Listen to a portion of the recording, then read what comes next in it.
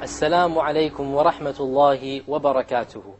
Welcome to another episode of our series, Tajweed, the art of reciting the Qur'an, where we try to teach ourselves the proper way to recite the Qur'an and thus be, insha'Allah, amongst the company of the noble and holy emissaries, the angels in paradise, as-safarat al-kiram, as the Prophet ﷺ described them.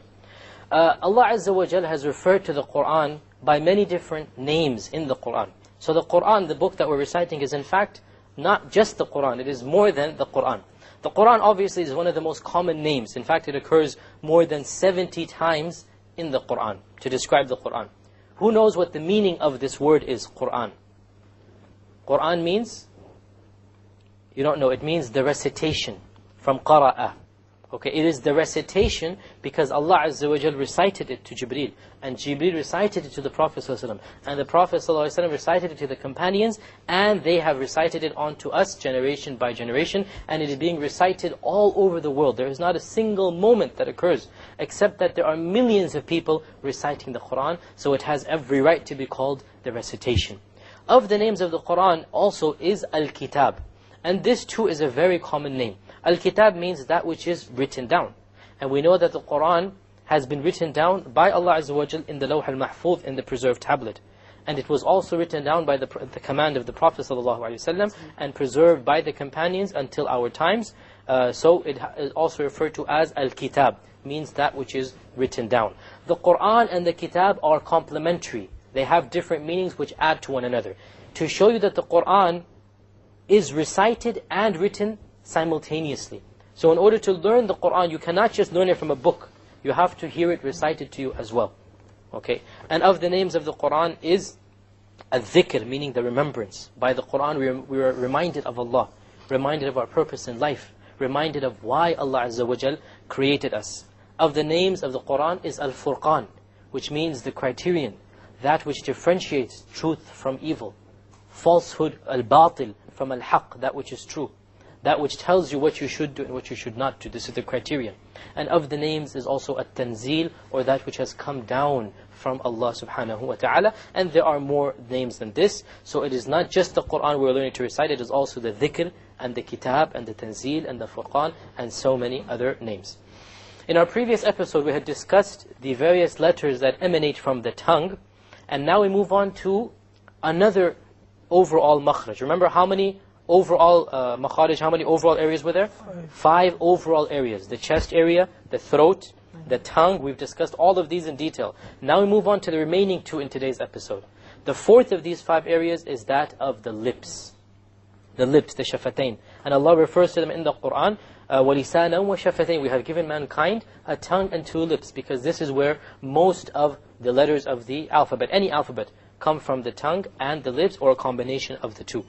Now from the lips there are 4 letters that emerge, that come out.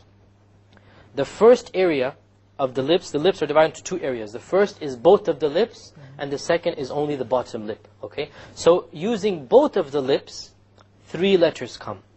Okay? 3 letters come. The first of these is the letter ba. Ba. Again, this is such a common letter, almost every language has it, so nobody really has a problem pronouncing it. And it is the same as the English B as well, ba. And the ba is produced when you put the inner part of the lips, the wet inner part of the lips, together. Ba. Notice it, you put the behind area of the lips, ba. You put it together. Okay, this is the first letter that comes. Let us look at it in the computer here. Notice that it is the lips coming together. Ba. Ba. Okay? The second letter that comes from both of the lips is the meme. The difference between the meme and the ba is that the meme uses the outer or the dry part of the lips and not the inner part like the ba. Now the meme, just for your curiosity's sake, or information's sake, is the most common sound of all of mankind. There is not a single language except that it has the sound ma in it, because it is the most easy and common sound. And we have no problems pronouncing the meme. Everybody can pronounce the meme. It is the same in all languages. Okay? And the third letter is that of the wow. The wow. The wow occurs when you join the 2 lips together, but you don't make them touch. You make a circular sound, a hole, wa, wa.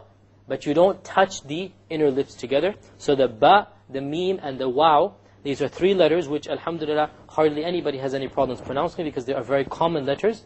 And these are the 3 letters that come from both of the lips. Now there is also a letter that comes from only one of the lips. And this is the second area of the lips, and that is the lower lip only. And this is the letter fa. Fa. Okay, now the letter fa comes when you put the outer dry part of the lip together with the upper teeth. The fa. Notice, say fa, fa. You notice that the inner part of your lower lip, okay, the dry area, fa, it is going to touch fa, the upper part, okay? Look at it on the computer.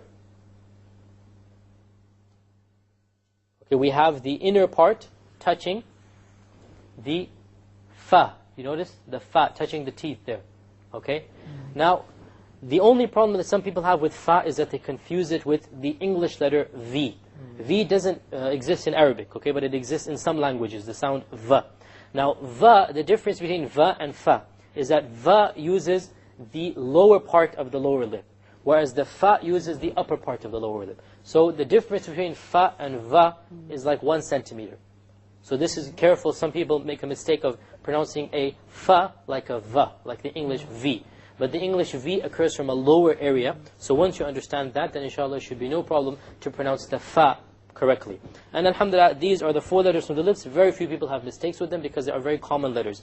The ba, the mim, and the waw, which comes from both of the lips. And then the fa, which comes from the lower lip. So these are the 4 letters that come from the lips. And this leads only one area where sounds come from, which we haven't discussed. And which one is that?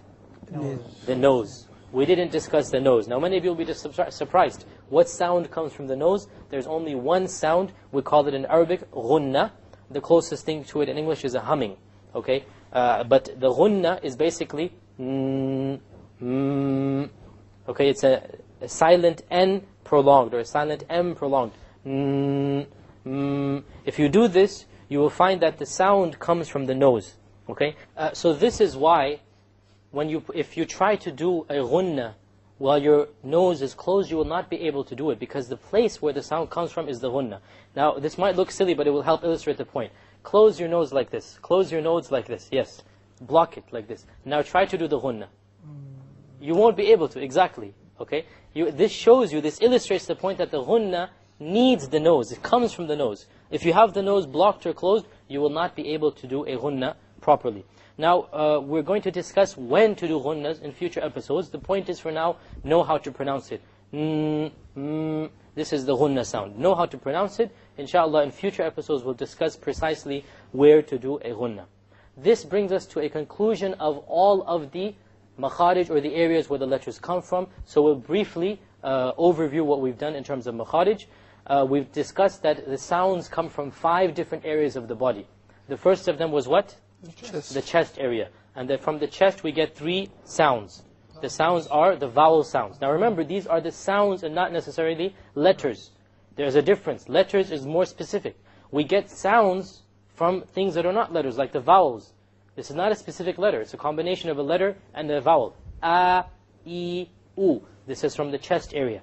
Okay? This is the first of the 5 general places where the sounds come from. The second is that of the throat. Okay? From the throat, we have 3 areas within the throat, the bottom of the throat, and from that we get Ha and Hamza. Ha and Hamza. From the middle of the throat we get Ayn and Ha, and from the top we get Ghain and Kha. Okay?